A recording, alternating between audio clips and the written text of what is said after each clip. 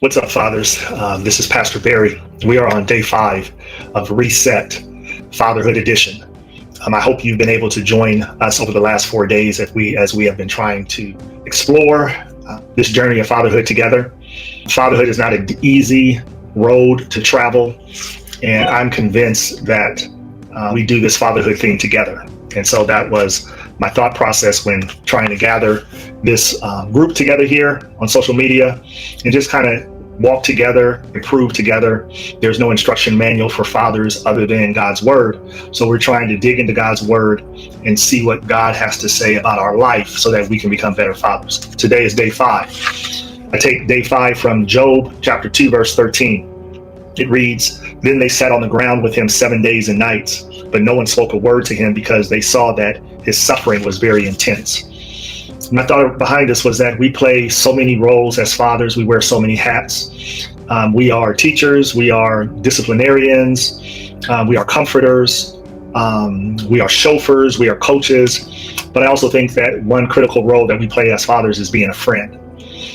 And it's funny, when I look back at my fatherhood, my children, I think I've said it earlier in previous days, my children are 30, 26, and 23. And that's probably one of the areas where I fell short in their growing up, is that I was so busy being a teacher and disciplinarian. I wonder how often in their growing up, especially in their teens, was I their friend? And I think it's critical for us to learn that sometimes our children just need us to be their friend.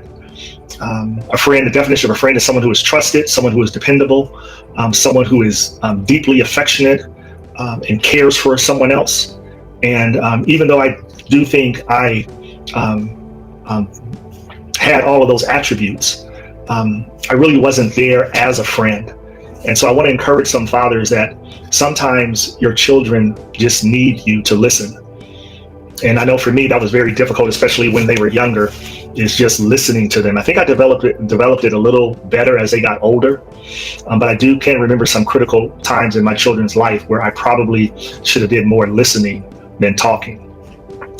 This book is this chapter in Job, this chapter and verse isn't really referring to a father son or daughter relationship, but it does show that when Job was in intense suffering, the 3 friends of Job sat with Job for 7 days and nights, and all they did was listen because they saw that his situation was very intense. And I reflect on that. I call this a ministry of presence, just being present, that sometimes our children just need someone there, someone they trust, someone who they know has their best interest at heart. Someone who will not take what they say and twist it and go tell other people, but just someone who will sit and listen to them. Because sometimes I think our children need to talk things out, think things through. And what better person to think things through with other than their father? And so I want to encourage fathers. Again, it depends on the age of your child. Depends on the age of child. But of course, even when our children are young, I remember times when my daughter was young, all she would do was talk. And I was forced to listen because she wouldn't allow me to give any input. And so I just think it's a critical nature and aspect that we need to implement in our fatherhood. And that is the ministry of presence, the ministry of being a friend, a ministry of listening without judgment, without criticism, even without trying to fix their problems.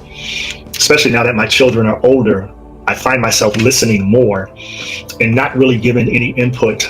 I mean, you can ask them, they may think differently, but not really giving any input unless they ask me for input. Sometimes I would say, I'm just listening. If you want my input, I'll give you input, but I just want to be here for you. And that's something I learned after 27 years of fathering. That's something I've learned, possibly the hard way. And so I just wanted to share this with you, fathers, that sometimes we just need to be present, be silent, and be available as a dependable friend to our children. So I hope that day 5 helps us, develops us into better fathers. And if you're interested in purchasing this 21-day devotional, I have a couple of reflective questions after each day.